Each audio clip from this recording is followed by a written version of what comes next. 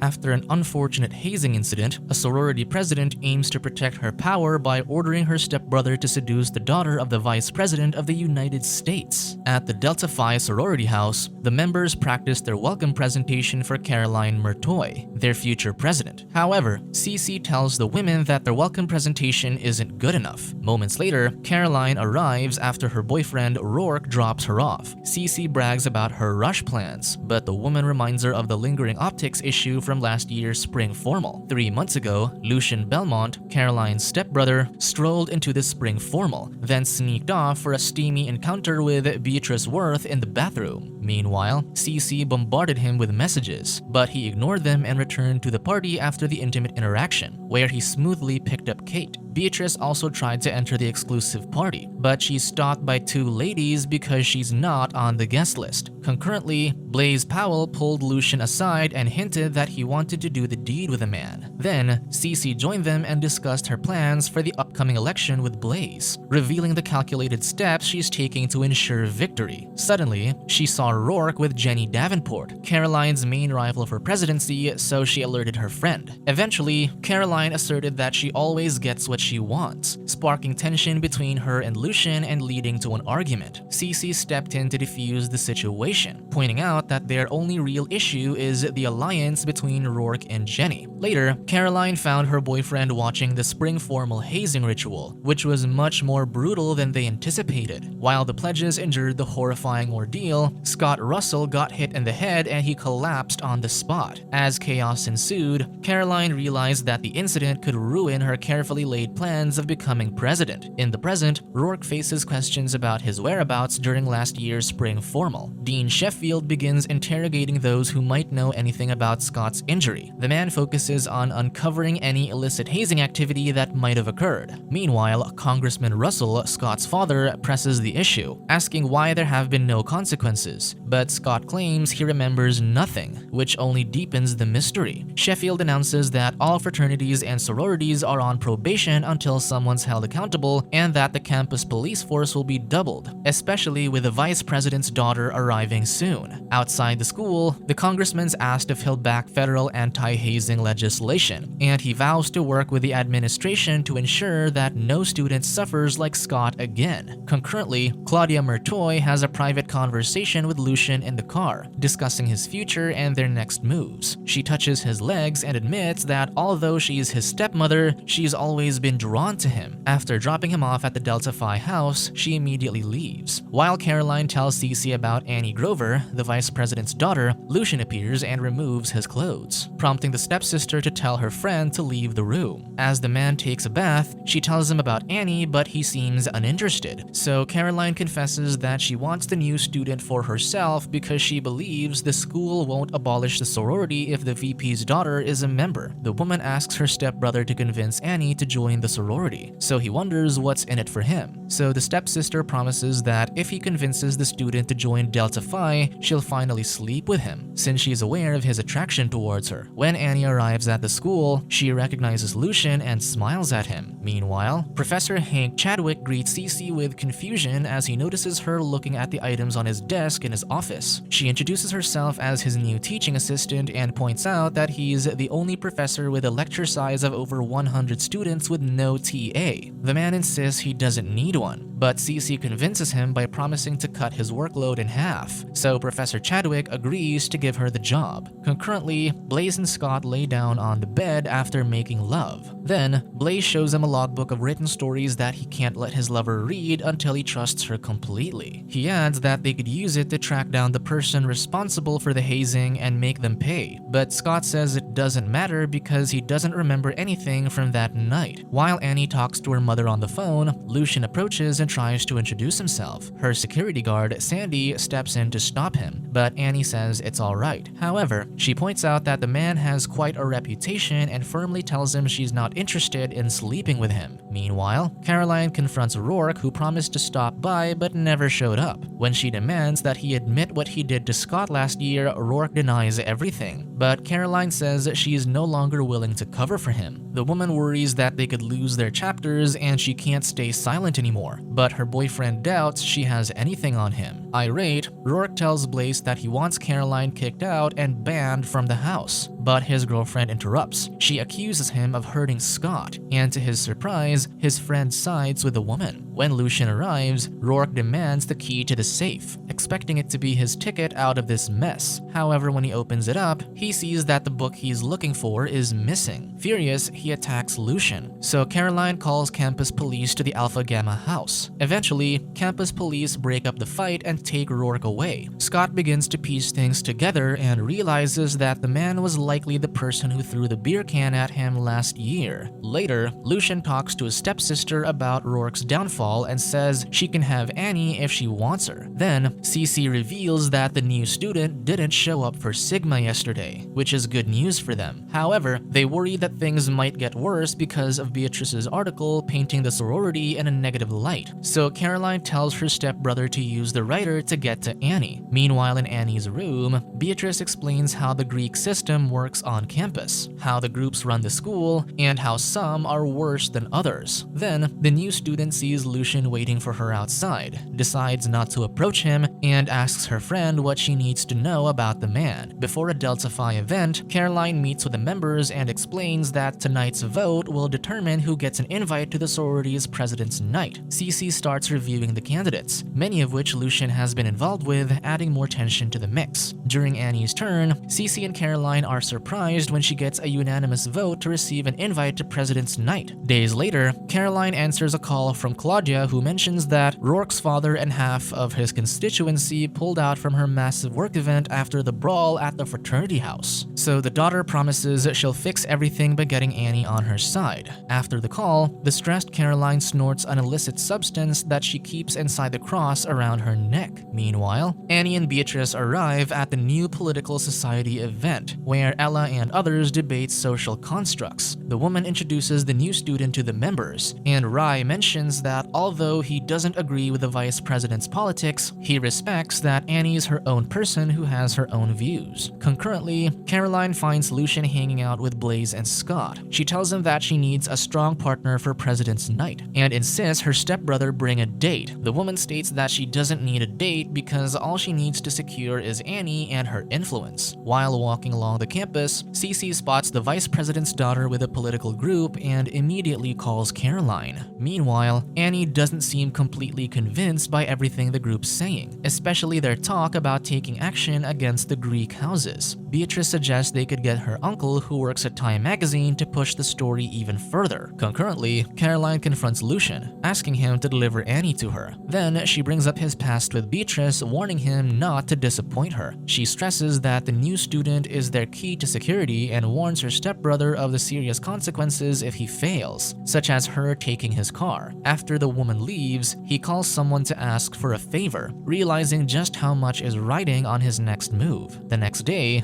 Cece thinks that Caroline should choose a new man to date, convinced it'll help her reputation, but the latter disagrees because she's more focused on Annie. In her room, the new student finds numerous messages from Lucien along with a stack of invitations, her curiosity growing as she ponders his persistence. At the Alpha Gamma house, Blaze casually calls Lucien Mr. President, and Brian joins in and reminds them that he's vice president. Later, Lucien gives Annie a gift, a fake ID under the name Cassidy Featherstone, a gesture that leaves her intrigued and more drawn toward the charming man than she expected. He tells the new student that he enjoyed their time together the other night and believes she did as well, but he's confused by her sudden coldness. He insists that he has more to offer and tries to convince her to give him another chance. In an attempt to win her over, he promises to do anything she wants on President's night, so Annie cautiously asks if he's willing to go along with her plans. Meanwhile, Blaze visits Caroline to inform her that a news crew has arrived, preparing for the big night. Cece also lets the woman know that the vice president's daughter is on her way over. Caroline steps outside to address the gathering crowd, declaring that tonight will mark the beginning of a new era of leadership. Suddenly, protesters calling for the end of Greek houses arrive. Despite seeing Annie and Lucien siding with the protesters, Caroline stands firm, signaling her unwavering commitment to the night's events despite the mounting challenges. The next day, Cece reads an article stating that Annie's involvement in the protest has fueled the anti-Greek movement. Caroline brushes it off as fake news, reassuring her friend that she's got everything under control. She gathers the members of Delta Phi, but in a fit of frustration, she destroys her phone before storming out. Meanwhile, Beatrice talks to Annie, praising how well things have gone for them. She adds that the new student impressed people, though the latter seems troubled by the article's backlash. Lucien approaches, and after the friend steps away, the vice president's daughter opens up about how she thought the article was supposed to help, but now people are criticizing her. The man tries to console Annie and says she's too concerned about what others think, suggesting that she needs to focus on herself. Concurrently, Caroline speaks to Blaze about Scott becoming Alpha Gamma's next president. She acknowledges that the man could be a useful asset to their plans, and after he agrees to help, they begin strategizing. He mentions Brian, Rourke's former VP, as the only other candidate, but insists Scott will win the election by a landslide. Later, Lucien confronts his stepsister about changing his approach, expressing frustration with her controlling nature. Caroline reminds him that his rebellion was just an act and mentions the stakes if he doesn't fulfill her demands. In a private moment, Blaze takes advantage of Scott's vulnerability, performing an intimate act in exchange for him running for Alpha Gamma's presidency. Still unsure, the man asks about Brian's involvement in the race. Determined to secure the election, Blaze takes matters into his own hands and visits Brian in person. He orders Brian to step down from the election, whether he agrees with the decision or not. However, the man makes it clear that he's worked hard for this position and desires the power, the title, and the benefits that come with it. Blaze brushes him off, stating that the decision is no longer in his hands. Meanwhile, Annie attempts to call her mother only to be interrupted by Lucien in the library. He tries to show her that he doesn't care about the consequences, urging her to stop worrying. However, the woman insists on talking to a reporter to clear her name, but he quickly points out that speaking to the press will only make things worse. Despite her frustration, Annie reluctantly agrees to trust Lucien. Concurrently, Beatrice excitedly takes a call from a reporter at the Manchester Daily, who wants to shadow her during the New Political Society Symposium. Elsewhere, Cece and Caroline discuss the upcoming events. Blaze interrupts the pair with an update on Brian, who still refuses to drop out of the election. He suggests that only a woman's touch can handle this situation, and he needs help exposing the man's flaws. Caroline tells him to coordinate with Cece, though the woman initially resists as she has to help Professor Hank Chadwick. However, Caroline insists that the professor isn't worth the time and she needs to do it for the sorority, and she eventually agrees to help. Later, Lucien and Annie head to the store to buy liquor and other items. The cashier asks for the woman's ID, putting them in an awkward situation. The new student uses her fake ID, but the cashier recognizes her as the vice president's daughter, so Lucien quickly claims that she is just a lookalike, and she adds more details to make his fabricated story more believable. Meanwhile, Cece visits Brian to try and gather dirt on him. After the strange interaction with his member, she calls Blaze to report that the man is well endowed. So Blaze tells her to improvise and figure out a way to use this to their advantage. The woman returns and tries using ice to make Brian's member appear smaller. Later, Lucien convinces Annie to swim with him and they jump into the water and briefly have fun until an alarm sounds, signaling trouble. Panicked, they grab their things and run away with smiles on their faces. Concurrently, Blaze uses an incriminating photo that Cece discreetly took to blackmail Brian, demanding that the man drop out of the race. He promises that if he does, the photos and the rumors will disappear, adding that every Delta Phi member is willing to tell everyone that he is well endowed if he cooperates. Because of fear of the humiliation he might get, Brian announces that he's stepping down and shocks everyone by endorsing Scott as his replacement. At the New Political Society event, Beatrice speaks with Ali Dunbar, a reporter from the Manchester Daily. She tries to get Annie to share her story, but Lucien reminds the woman that actions speak louder than words, referencing their previous success in ruining President's Night at Delta Phi. Later that night, Annie and Lucien attend an anti-Greek life protest, and they join the group as they make their way to the Delta Phi house. To everyone's surprise, Caroline welcomes the protesters, including Beatrice, so the crowd enters the house and enjoys the champagne and food they prepared. Later, the woman approaches Lucien and Annie, offering the new student a chance to start over and enjoy the party. As soon as Beatrice gets in the house, she complains to the reporter about the money that the sorority uses for these kinds of events. Caroline overhears the comment and says she's always welcome to enjoy the festivities just like what she's doing right now. The sorority president also subtly reveals that Beatrice participated in last year's rush but didn't have the chance to join the party because she wasn't on the list. Ali picks up on this detail, piecing together that Beatrice's actions may stem from personal resentment since she wasn't accepted into Delta Phi. Enraged, Beatrice accuses Caroline of being pure evil and attempts to rally the crowd to leave,